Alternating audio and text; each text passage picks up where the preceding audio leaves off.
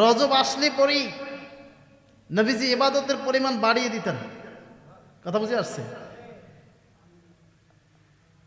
সাহাবায়ে কেরাম বর্ণনা দিয়েছেন যে শাবান মাসের মতো এত নফল রোজা, এত বেশি ইবাদত করতে আমরা আল্লাহ রসুলকে অন্য মাসে দেখি নাই। সুবহানাল্লাহ। কারণ শাবান মাসটি তো হচ্ছে রজব এবং রমজানের মধ্যবর্তী একটা মাস, ঠিক না? এইদিকে রমজান, এইদিকে রজব, মাঝখানে কি শাবান। আমার নূর নবীজি বলেছেন, ইবনে মাজার হাদিস, যে ব্যক্তি এই শাবানের 3টি রোজা রাখবে, কয়টা? জোরে বলেন না, কয়টা? 3টা রোজা রাখবে। আল্লাহর হাবিব সাল্লাল্লাহু আলাইহি সাল্লাম বলেছেন, আল্লাহ তাআলা তাকে বেহেশতি উটের উপরে চড়াইবেন। সুবহানাল্লাহ বলেন। আমরা তো এখন দলিল খুঁজে পাই না, এগুলো জায়েজ আছে নি? সবার বেলাতে আছে কি, ঠিক না? নানান কথা বলি আমরা। আপনি হাদিসটি কোথাও ফালাবেন? কি বলছেন? যে এই শাবানে 3টা রোজা রাখবে, কয়টা? জোরে বলেন না, কয়টা? 3টা রাখবে। ইবনে মাজাহ হাদিস। রাসূল বলছেন যে আল্লাহ তাআলা তাদেরকে বেহেশতি উটের উপরে চড়াইবেন। সুবহানাল্লাহ। হ্যাঁ, শাবান মাসের মধ্যে আরেকটা বরকতের বিষয় আছে, সেটা হচ্ছে লাইলাতুন নিসফি মিন শাবান। সুবহানাল্লাহ বলেন।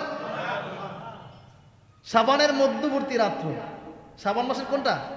মধ্যবর্তী, মানে 14ই দিবাগত, অর্থাৎ শবে বরাত, লাইলাতুল বরাত। আল্লাহ বলছেন, ইন্না আনজালনাহু ফি লাইলাতিন মুবারাকাহ, আমি তোমাদের জন্য বরকতপূর্ণ রাত্র নাজিল করছি, দিছি, আমি এটা দিয়েছি তোমাদের জন্য। সেই বরকতপূর্ণ রাত্রি বলতে মুফাসসিরিনে কেরাম তাফসীরে কিতাবে এই শবে বরাতকেও বুঝিয়েছেন। সুবহানাল্লাহ বলেন। আমার নূর নবীজি বলেছেন যে শাবানের মধ্যবর্তী রাতে আল্লাহ সুবহানাহু ওয়া তাআলা প্রথম আসমানে এসে অবতরণ করেন। এরপর বান্দাদেরকে ডাকেন যে কে আসো ক্ষমা প্রার্থী, আমার কাছে ক্ষমা চাও, আজকে আমি ক্ষমা করে দিব। সুবহানাল্লাহ বলেন। কে আসো মিথ্যা মামলায় জড়িয়ে গিয়েছো, ঝুলতেছো, আমার কাছে বলো, আমি নিষ্কৃতি দিয়ে দেবো। সুবহানাল্লাহ বলেন। রিজিকে কার সমস্যা আছে বলো, আমি রিজিকের ফয়সালা করে দিব। বিপদগ্রস্ত কে আছো, আমাকে আজকে বলো। এভাবে ভোররাত পর্যন্ত আল্লাহ তার বান্দাদেরকে দুহাত কুদরতি দুহাত প্রসারিত করে বান্দারকে ডাকতে থাকেন, এইভাবে বলতে থাকেন। সুবহানাল্লাহ বলেন। আর কি করবেন? শবে বরাতে মসজিদ তালা দিবেন না খোলা রাখবেন, এটা আপনাদের ব্যাপার।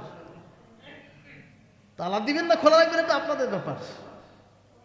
রাতভর যদি আপনি ইবাদত করতে পারেন, আপনি নিয়ামত পাবেন কি পাবেন না? অবশ্যই পাবেন। এজন্য বাবাজিরা আমার, গত কয়েক জুমা আগে মনে হয় বলেছিলাম যে এমন একজন নবীর উম্মত আমরা হয়েছি, আল্লাহ আমাদেরকে যে নিয়ামত দিয়েছেন, যে নবীর উম্মতের বৈশিষ্ট্য দেখে মূসা আলাইহিস সালাম তাওরাত কিতাবে দেখে তিনি উম্মত চেয়েছিলেন। সুবহানাল্লাহ বলেন। একটা বৈশিষ্ট্য বলে তিনি দেখেছিলেন, একদল উম্মত হবে গুনাহ করবে বেশি, অপরাধ করবে বেশি, ত্রুটি ভুল বেশি হবে, কিন্তু তারা আবার ক্ষমাও চাইবে বেশি, তওবাও বেশি করবে। যখনই তাদের নবীজির ওসিলা দিয়া মাফ চাইবে, আল্লাহ পাক সব অপরাধ করে ক্ষমা করে দিবে। এই বৈশিষ্ট্য একটা নয়, একটা দুইটা করে 7টা বৈশিষ্ট্য দেখলেন। 7টা বৈশিষ্ট্য দেখে তিনি 7বার আল্লাহর কাছে উম্মত চাইলেন। মুসা নবী বলেন, আল্লাহ এই উম্মতটা আপনি আমারে দেন। সুবহানাল্লাহ বলেন। আমার আল্লাহ ডেকে ডেকে বলেছেন, মুসা রে ফাজআলহুম উম্মতি, উম্মতে মুহাম্মাদি, এমন একজন নবীর উম্মতের বৈশিষ্ট্য তুমি দেখেছো রে, যে নবীজিকে না বানাইলে তুমি মুসাকে আমি বানাইতাম না, কুল কায়নাত সৃষ্টি করতাম না। এটা হচ্ছে আমার বন্ধু, আমার দোস্ত, আখিরি জামানার নবীর উম্মতের বৈশিষ্ট্য। সুবহানাল্লাহ। কিন্তু একমাত্র ঈসা নবীর দরখাস্ত আল্লাহর দরবারে মঞ্জুর হয়েছিল, যে কারণে ঈসা আলাইহিস সালাম শেষ জামানায় দামেস্কের জামে মসজিদের সাদে আল্লাহর কুদরতি সিঁড়ি দিয়ে নামবেন। ওই দিন আমাদের মর্যাদা আরও বেড়ে যাবে। ঈসা নবী জগতে এসে তাশরীফ এনে বলবেন, এ দুনিয়ার মানুষ শোনো রে, আমি ঈসা আজকে নবী হিসাবে আসি নাই, আমি আসছি আখিরি নবীর উম্মত হিসাবে। সুবহানাল্লাহ। এজন্য এই উম্মতের প্রশংসা আল্লাহ নিজে করছেন, কুনতুম খায়রা উম্মাতিন উখরিজাত লিন-নাস তোমরা হলে শ্রেষ্ঠ নবীর শ্রেষ্ঠ জাতি, শ্রেষ্ঠ নবীর শ্রেষ্ঠ উম্মাহ। সুবহানাল্লাহ বলেন। তাহলে ঈসা নবীর দোয়াটা কবুল হলো কেন? তিনি কিভাবে উম্মাত হলেন শোনেন। হযরত ঈসা আলাইহিস সালাতু ওয়াস সালাম তিনি ঘুরতে গিয়েছিলেন। ঘুরতে গিয়ে দেখলেন সুন্দর একটা পাহাড় দেখা যায়। কি দেখা যায়? পাহাড় দেখা যায়। জীবনে এত সুন্দর পাহাড় দেখেন নাই। বেয়ে বেয়ে বেয়ে বেয়ে উঠলেন পাহাড়ে। সুন্দর একটা পাথর দেখে আরো মনোমুগ্ধ হয়ে গেলেন। পাহাড়ের উপরে সুন্দর পাথর। নবীদের দোয়া মনের আরজি, মুখে বললেন না, মনে মনে এ কথা বললেন, আল্লাহ এই পাথরের মধ্যে কি আছে আমার দেখতে মনে চায়। পাহাড়টা কত সুন্দর, পাথরটা আরো সুন্দর, তাহলে না জানি কি এর মধ্যে লুকায়িত আছে। নবীদের দোয়া বাবা বিফলে যায় না, মনে মনে বলেছেন, জোরে জোরে বলেন নাই। আল্লাহর সাথে সাথে পাথরটাকে ভেঙ্গে দুইটা টুকরা করে দিলেন। নবী সাইয়েদনা ঈসা আলাইহিস সালাম দেখলেন এক টুকরার মধ্যে একজন যুবক দাঁড়ায়া দাঁড়ায়া নামাজ আদায় করতেছে। আরেক টুকরার মধ্যে জান্নাতি যত সুস্বাদু খাবার, ফল মূল, আনার, মধু সব আছে। যুবকটি নামাজের শেষে সাইয়েদনা ঈসা আলাইহিস সালাম প্রশ্ন করলেন, যুবক রে, তুমি এখানে এরকম কত বছর পর্যন্ত আল্লাহর ইবাদত করতেছো, আল্লাহকে ডাকতেছো, আল্লাহর প্রশংসা করতেছো? যুবক বলতেছে, কমসে কম 400 বছর তো হবেই। আমি এখানে আল্লাহর ইবাদত করি, আল্লাহর প্রশংসা করি, আল্লাহর গুণকীর্তন করি, আর আল্লাহ তাআলা আমাকে জান্নাত থেকে রিজিকের বন্দোবস্ত করে দেয়। সুবহানাল্লাহ। ঈসা নবী অবাক হয়ে বললেন, আকাশের দিকে তাকায় বললেন, রব্বুল আলামিন, এরকম আবেদ আমলদার ব্যক্তি পৃথিবীর বুকে কি আর কেউ হবে? আমার আল্লাহ ডেকে ডেকে বললেন, ঈসা শোনো, এর চাইতে বেশি আবেদ আমলদার, বেশি আমল থাকবে, নেক আমল থাকবে আমার আখিরি জামানার নবীর উম্মতদের। সুবহানাল্লাহ। কারণ কি? নবী যেমন শ্রেষ্ঠ, উম্মত হিসেবে শ্রেষ্ঠ, নবী যেমন দামি, উম্মত হিসেবে দামি। এই জন্য আমার নূর নবীজি আখিরি জামানা নবীর উম্মতদের জন্য স্পেশাল কিছু অফার আমি রেখে দিয়েছি। লাইলাতুল বারাত, শবে মেরাজ, লাইলাতুল কদর, দুই ঈদের রাত্রি, আমি এগুলি তাদেরকে আমি অফার দিয়েছি। আমি কিছু গুরুত্বপূর্ণ রাত্রি তাদের জন্য আমি রেখে দিয়েছি। আমার আখির জামানার নবীর উম্মতেরা যদি এই রাত্রিগুলি রাত ভর জেগে যদি নফল ইবাদত করতে পারে, তাহলে আমি আল্লাহ তাআলা এই যে যুবককে দেখো, এর চাইতেও বেশি সব আখিরি নবীর উম্মতদের আমল নামায় দিয়া দিব। সুবহানাল্লাহ। এবার মসজিদ বন্ধ থাকবে না খোলা থাকবে আপনাদের ব্যাপার।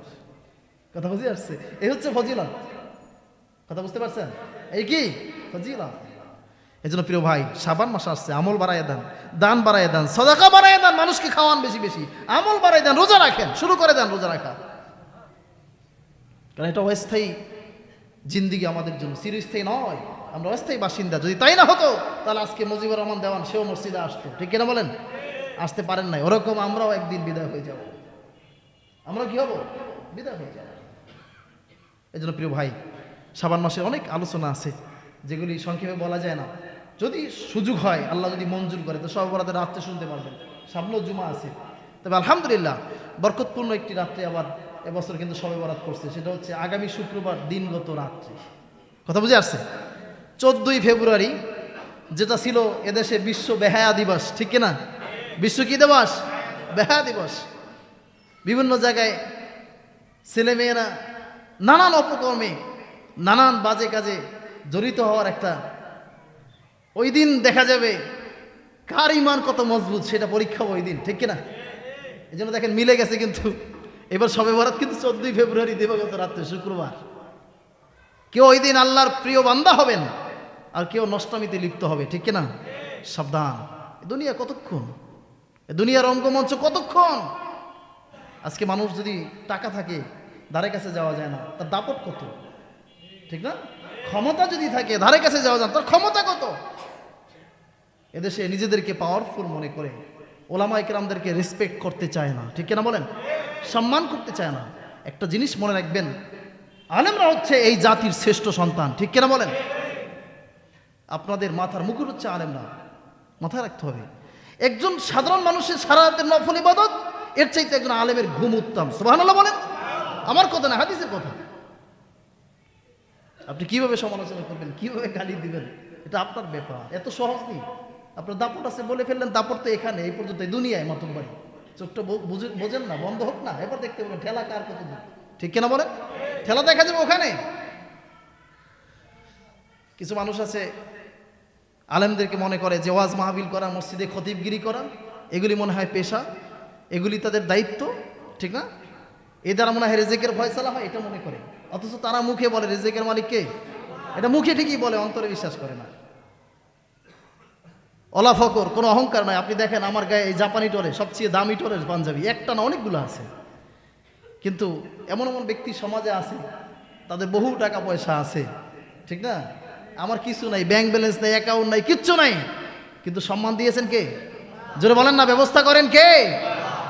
হিসাব করে কথা বলা উচিত, হিসাব করে কথা বলা উচিত। আলেমদেরকে মানুষ, সাধারণ মানুষ সম্মান দিতে চায় না, অথচ দেখেন হাসরের ময়দানে আলেমরাও ভুল করে, করে না? কি ভাই, আলেমদের ত্রুটি হয় না, গুনাহ হয় না? আছে, কিন্তু এদেরও বিচার হবে। আল্লাহ কুদরতি পর্দা টানাই বিচার করবে, পাবলিকের সামনে করবেন, আল্লাহ নিজ ইজ্জত করবেন। সুবহানাল্লাহ বলেন। আপনি আমি পারবো না কেন? কি হয়ে গেলাম আমরা?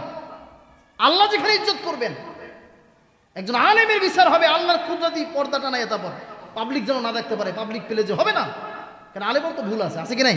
তারও ত্রুটি আছে, গুনাহ আছে, অপরাধ আছে।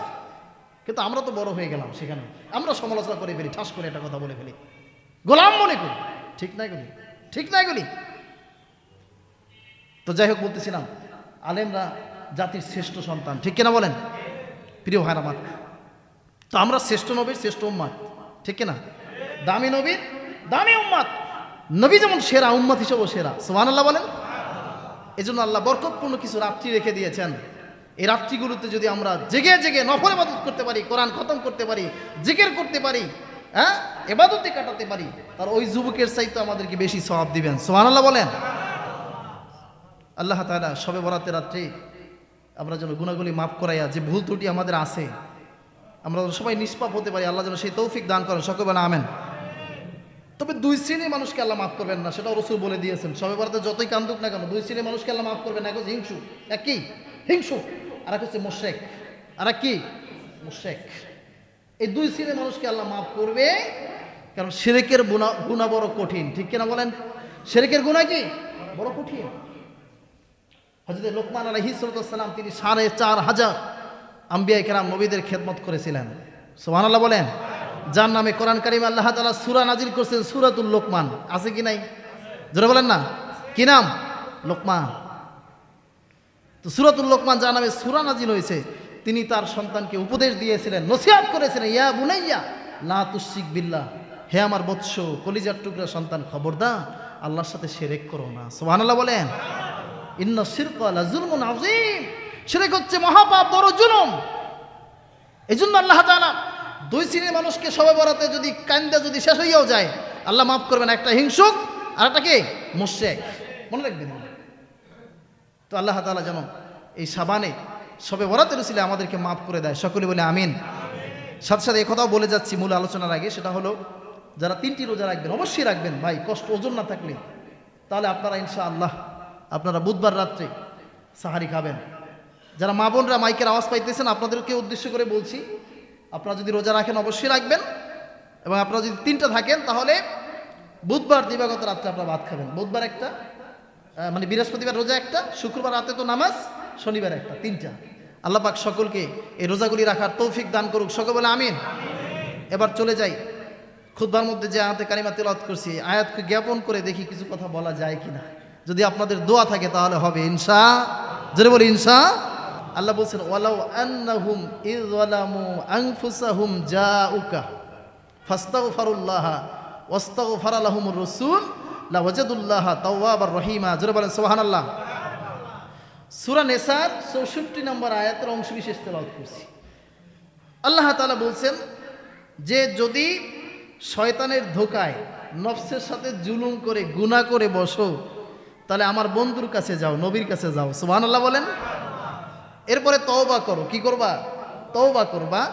আর আমার বন্ধুকে যদি সুপারিশকারী বানাইতে পারো, আমার নবী যদি সুপারিশই করে, আমার নবীর সুপারিশ করতে দেরি হবে, কিন্তু আমি আল্লাহ মাফ করতে দেরি হবে না। সুবহানাল্লাহ বলেন। এই জন্য সাহাবিদের দস্তুর ছিল, অভ্যাস ছিল, একটু ভুল হয়ে গেলেই হুজুরের কদম মোবারকে পড়ে যেতেন, হুজুর আমার তো অন্যায় হয়ে গেছে, আমার ভুল হয়ে গেছে, অপরাধ হয়ে গেছে, একটু আল্লাহর কাছে করেন না, আল্লাহ যেন আমার মাফ করে দেয়। সুবহানাল্লাহ বলেন। আমার বাবা জিরাম, আল্লাহর হাবিব নূর নবীজির একজন সরলপনা, সরল মনা, সরল সোজা সাহাবী ছিলেন, যার নাম ছিল হযরতে আবু লুবাবা রাদিয়াল্লাহু তাআলা আনহু। কি নাম? আবু লুবাবা। খুব সরল মানুষ ছিলেন।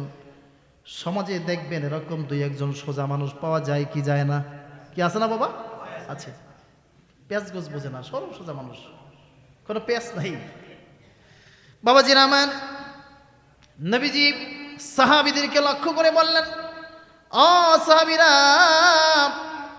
আমার পরবর্তী গোপন পরিকল্পনা কি, গোপন খবরটা কি, এটা কাফেরদেরকে তোমরা বলবা না, নিষেধ। নবী তরফ থেকে কি নিষেধ, বলবা না। কিন্তু ভাইরা আমার, কাফেররাও টেকনিক করছে, কৌশল করছে, সাহাবীদের কাছে জিজ্ঞাসা করলে তো জানতে পারা যাবে না। তবে সাহাবীদের মধ্য থেকে এই সাহাবীটা হলো সরল, ওর কাছে গেলে হয়তো বা গোপন খবরটা জানতে পারবো। একজন মুশরিক কাফের এসে আবু লুবাবাকে বললেন, এরে আবু লুবাবা, মুহাম্মাদের পরবর্তী পরিকল্পনা কি, গোপন পরিকল্পনা কি, তুমি একটু বলো। আবু লুবাবা বললেন, না খবরদার বলা যাবে না। কি বলছে? বলা যাবে না, বেয়াদবি হয়ে যাবে, অন্যায় হয়ে যাবে, রাসূল নিষেধ করেছেন, আমি বলতে পারবো না। তবে হ্যাঁ, এই বুঝছেন, তোমাদেরকে যদি সামনে পায় তাহলে এরকম কেটে ফেলবে, শেষ করে দিবে। মুখে বলে না, ইশারায় বলছে। বলা হয়েছে কি হয় নাই?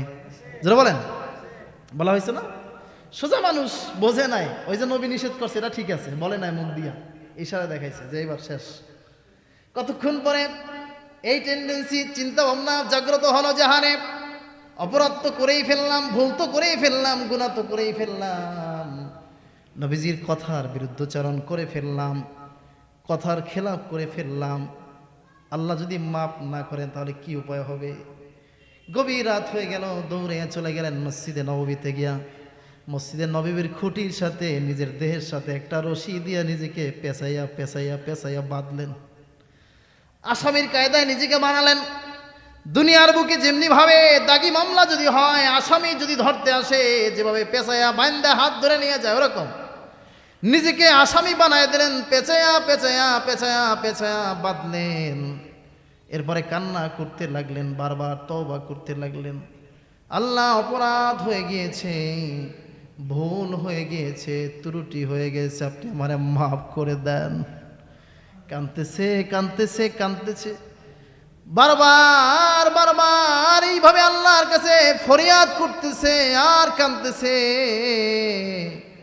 আর নবীজির অপেক্ষা করতেছে, ইন্তেজার করতেছে, নবীজি কখন আসবেন আর নবীজির কাছে বলবেন যে, ও নবী আপনি একটু সুপারিশ করেন, আল্লাহ যেন আমারে মাফ করে দেয়। সুবহানাল্লাহ। বিপদের রাত্র মোটে শেষ হয় না। দেখবেন যে বিপদের রাত্র মোটে শেষ হয় না, খালি কাঁদে আর কাঁদে, চোখের পানি ছেড়ে ছেড়ে কাঁদে। রাত যত গভীর হয় সাহাবীর কান্নাও বেড়ে যায়, রাত যত গভীর হয় সাহাবীর কান্না বেড়ে যায়, বাড়তি আছে বাড়তি আছে। এদিকে ফজরের সময় হয়ে গেল। বাবাজিনা, ফজরের সময় যখন হলো, ওই সময় হযরত বেলাল মসজিদে নববীতে চলে আসলেন।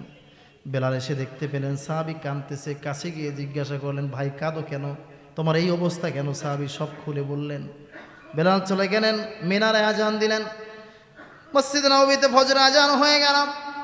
সাহাবায়ে কেরাম এক এক করে মসজিদে আসতেছে আর এই দৃশ্য দিকে জিজ্ঞাসা করতেছে, বিষয়টা জানতেছে, আর সুন্নাত পড়ে সবাই বসে যাচ্ছে। পূর্ব আকাশ একটু পরিষ্কার হলো, নবীজি দূর থেকে লক্ষ্য করলেন সব সাহাবারা বসা, কে যেন খুঁটির সাথে সোজা হইয়া দাঁড়ায় আছে। সুবহানাল্লাহ বলেন। প্রত্যেক দিনের চাইতে আমার নবীজি একটু দ্রুত গতিতে আসলেন, হেঁটে হেঁটে এসে মসজিদে নববীতে ঢুকলেন। ঢোকার পরে নবীজি যখন আবু লুবাবার কাছে গেলেন, নবীজিকে দেখে সাহাবীর কান্না আরো বেড়ে গেল, হাউমাউ করে কান্না শুরু করলেন। আমার নবী বললেন, আবু লুবাবা কি হয়েছে, কাঁদো কেন, কি অন্যায় করেছো, এভাবে আসামির হালতে রইলা কেন, ত্রুটি কি আমাকে বলো। কেঁদে কেঁদে বললেন, ইয়া রাসূলুল্লাহ, ইয়া হাবিবাল্লাহ, আমি তো ভুল করেছি। কি ভুল? এই ভুল করেছি। এবার একটু আপনি আল্লাহর কাছে বলে দেন, আপনি একটু সুপারিশ করেন, আল্লাহ যেন আমার এই অপরাধ মাফ করে দেয়। সুবহানাল্লাহ। নবীজি আমার বললেন, আবু লুবাবা রশিটা খোলো, দেহের সাথে পেঁচানো রশিটা খুলে নামাজে দাঁড়ায়া যাও, আমি বলে দিচ্ছি আল্লাহ তোমারে মাফ করে দিবে। সাহাবী কেঁদে কেঁদে বললেন, ইয়া রাসূলুল্লাহ, আপনি হা বললে হালাল হয়ে যায়, না বললে হারাম হয়ে যায়, অবশ্যই আল্লাহ মাফ করবে। কিন্তু আমার একটু মনের আরজি, আমার একটু আশা, আমার একটু আরজি, আমার দরখাস্ত, নবীজি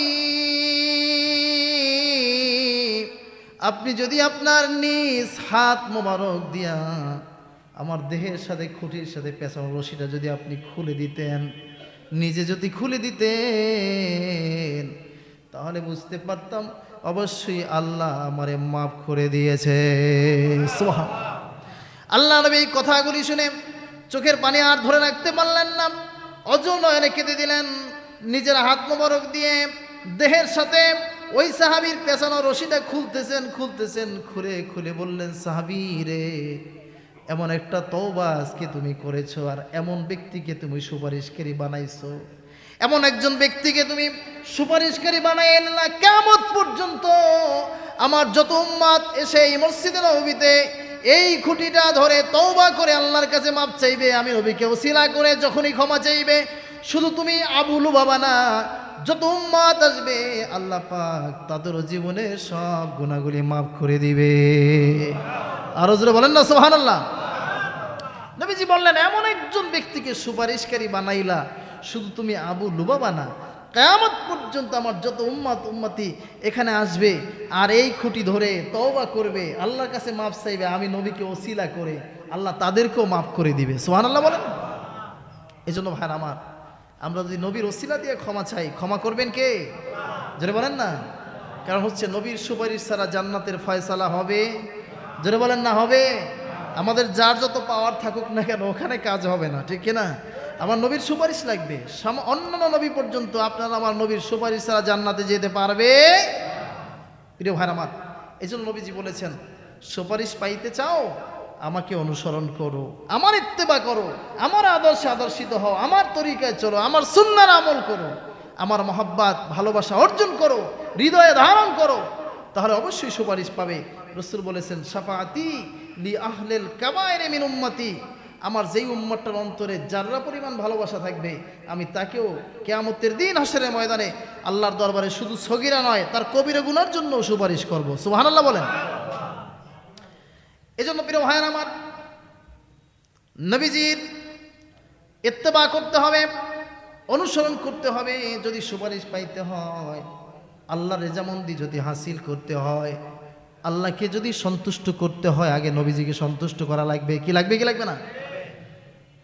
আল্লাহ বলছেন, মাইয়ুতিয়া রাসূলা ফাকাদ আতা আল্লাহ, যে ব্যক্তি আমার বন্ধুর অনুসরণ করলো, বন্ধুকে ভালোবাসলো, বন্ধুকে মহব্বত করলো, ওই ব্যক্তি যেন আমি আল্লাহকে মানলো, আমি আল্লাহকেই ভালোবাসলো। সুবহানাল্লাহ।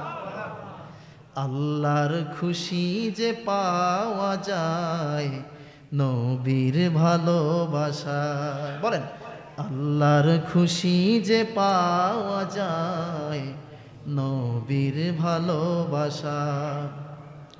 নবীকে শুধুই ভালোবাসি, নবীকে শুধুই ভালোবাসি, আল্লাহকে পাওয়ার আশায়, আল্লাহর খুশি যে পাওয়া যায় নবীর ভালোবাসায়।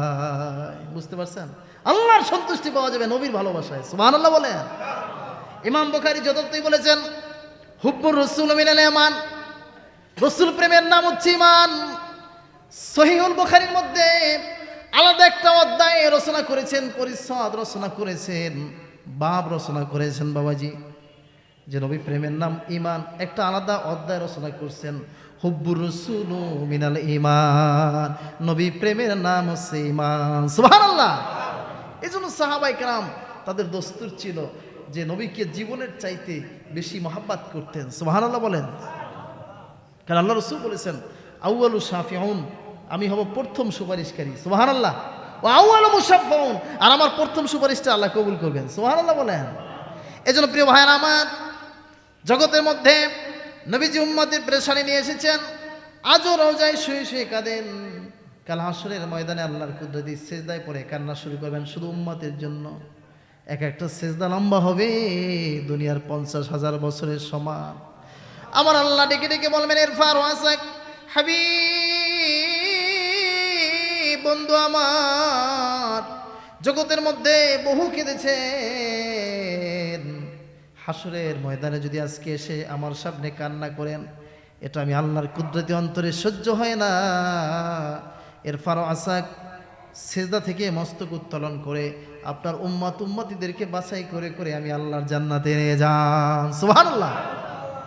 এই জন্য ভাড়া আমার নবীর সুপারিশ পাইতে হলে মহব্বত লাগবে, অবশ্যই লাগবে, অবশ্যই লাগবে। শুধু কি সাহাবীরা ভালোবাসছেন? না, নবীজির মহিলা সাহাবী ছিলেন, তাদের মধ্যে আশিকে রাসূল ছিলেন, নবী প্রেমিক ছিলেন। হাদিসের কিতাবে আসছে আল্লাহ নবী সাল্লাল্লাহু আলাইহি ওয়াসাল্লাম উহুদের যুদ্ধে যাবেন। কোন যুদ্ধে যাবেন? উহুদের যুদ্ধে যাবেন। যারা মদিনাতুল মুনাওয়ারায় গিয়েছেন, মদিনা থেকে উহুদ মাত্র 3 কিলোমিটার উত্তরে অবস্থিত। কয় কিলোমিটার? কি হাজী সাহেবরা নাই এখানে আছেন? আপনাদের চোখে দেখার আমার হাদিস পড়া, আমি তো যাইতে পারি নাই, আপনারা দেখছেন। কয় কিলোমিটার? 3 কিলোমিটার। হাদিসের বর্ণনা আসছে এই উহুদ মানে পাহাড়টা ছিল অর্থাৎ 20 কিলোমিটার লম্বা। সুবহানাল্লাহ বলেন। কত কিলোমিটার?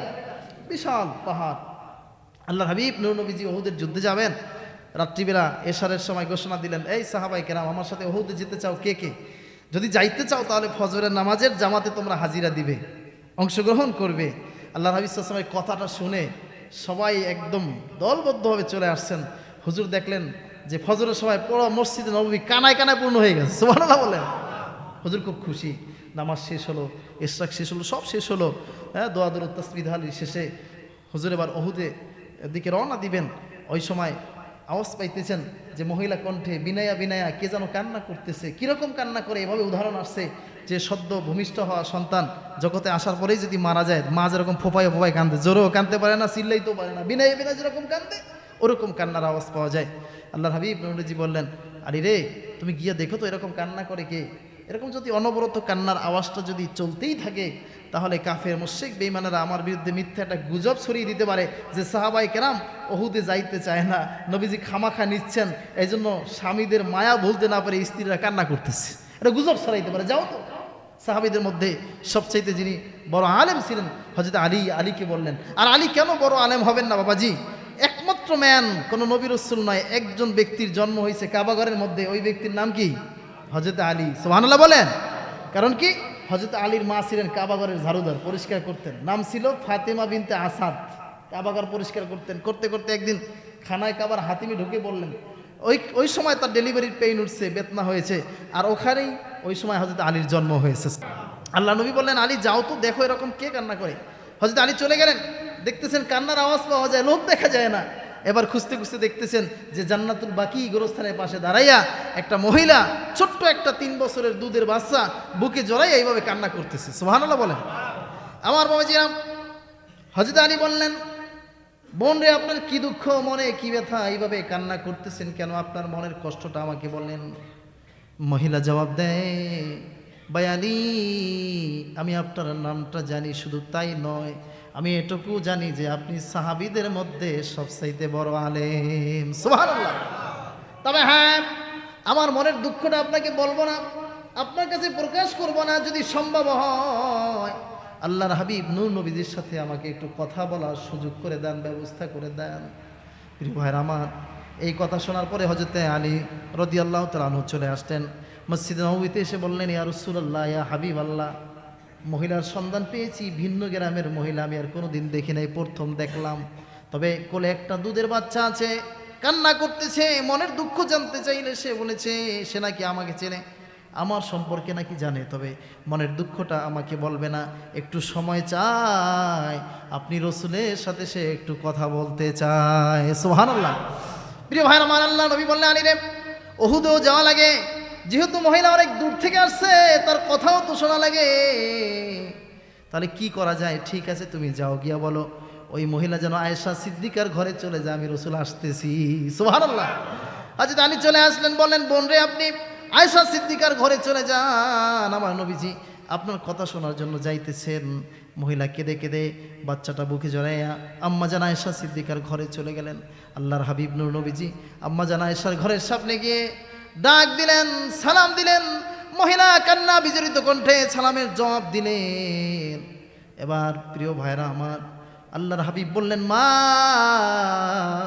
কি দুঃখ তোমার মনে, এবার একটু আমার কাছে বলো। মহিলা কাঁদতেছে কাঁদতেছে কাঁদতেছে, কান্না বিজড়িত কণ্ঠে বললেন, নবীজি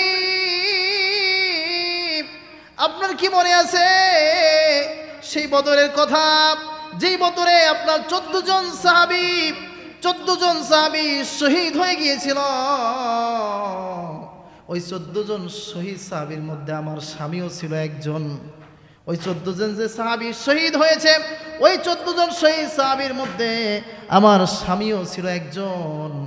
প্রিয় ভাই আমার, বললেন, মহিলা বললেন, আমি যখন ঘোষণাটা জানতে পারলাম আজকে আপনি ওহুদে যাবেন, ওহুদের যুদ্ধে যাবেন, আজকে যদি আমার স্বামী বেঁচে থাকতো, আমার স্বামীকে আপনার পাহারা দেওয়ার জন্য ঢাল স্বরূপ পাঠায় দিতাম। সুবহানাল্লাহ।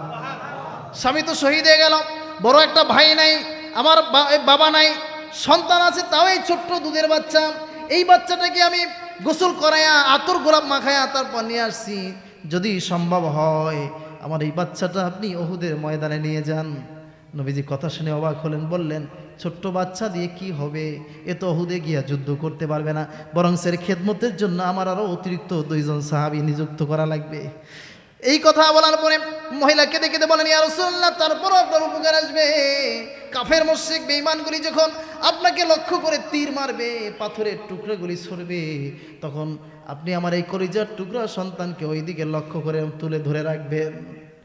নবীজি আমার এই দুধের বাচ্চাটা দেখে ওদের অন্তরে যারা পরিমাণ মায়া লাগতে পারে, হয়তোবা পাথরের টুকরাগুলা তীরগুলি আপনার গায়ে ছুঁড়ে নাও মারতে পারে, আর যদি মারেও আমার কোনো আফসোস নেই, তীর খাইয়া খাইয়া আমার সন্তান বিদায় হয়ে যাবে, শহীদ হয়ে যাবে। তারপরও আমার সন্তানের উচিলায় আপনার জীবনটা বেঁচে যাবে। এখন আসি একজন শহীদ স্বামীর আমি স্ত্রী, আর হাসরের ময়দানে আমি একজন শহীদ সন্তানের মা হিসেবে হাজিরা দিতে পারবো। সুবহানাল্লাহ। নবীজি কেঁদে কেঁদে বললেন, মা তোমার হৃদয়ে যে সব থেকে আমি নবীর প্রতি মহব্বত বেশি তার প্রমাণ হয়ে গিয়েছে। সন্তান আর ওহুদে দেওয়া লাগবে না। আমি যা জানি তুমি তা জানো না, আমি যা দেখি তুমি তা দেখো না। আমি ঘোষণা দিয়ে দিলাম এই মুহূর্তে আল্লাহ তাআলা তোমাকে শহীদ সন্তানের মা হিসেবে কবুল করে নিয়েছে। কলিজার টুকরা সন্তানকে বুকে জড়ায় তুমি বাড়ির দিকে চলে যাও। মহিলা বিদায় হচ্ছেন, বাড়ির দিকে যাচ্ছেন।